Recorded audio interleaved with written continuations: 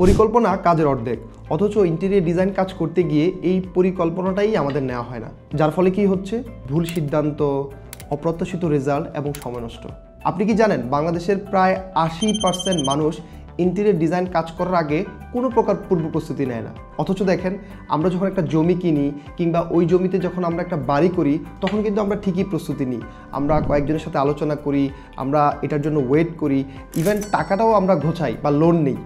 অথচ interior design আপনার full time asset হিসেবে কাজ করলেও আপনারা কেন জানি এই জিনিসটা নিয়ে আপনারা ওইভাবে ভাবেন না।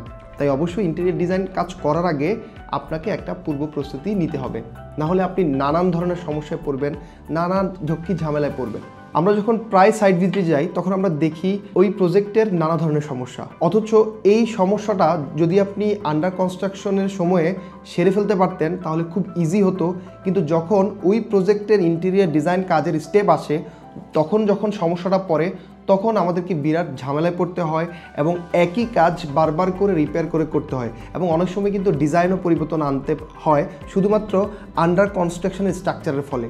তো আপনারা বুঝতেই পারছেন যে এই জায়গাটা কত বেশি গুরুত্বপূর্ণ। তাহলে ভাবছেন সমাধান কি? সমাধান কিছুই না, সমাধান হচ্ছে একটা সিদ্ধান্ত নেওয়া।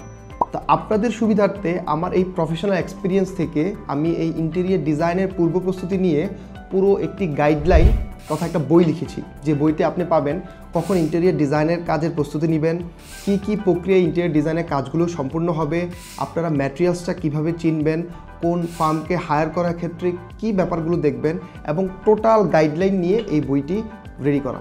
এই বইটি 2025-এর বইমেলায় রাহনুমা স্টলে পাওয়া যাচ্ছে, কিংবা আপনারা যদি ঘরে বসে এই বইটি অর্ডার করতে চান তাহলে উপরে বা নিচে দেওয়া লিঙ্কে ক্লিক করে অর্ডার করতে পারেন। যারা এই বইটি প্রি অর্ডার করতে চান তাদের জন্য রয়েছে স্পেশাল বোনাস। স্পেশাল বোনাসটা কি?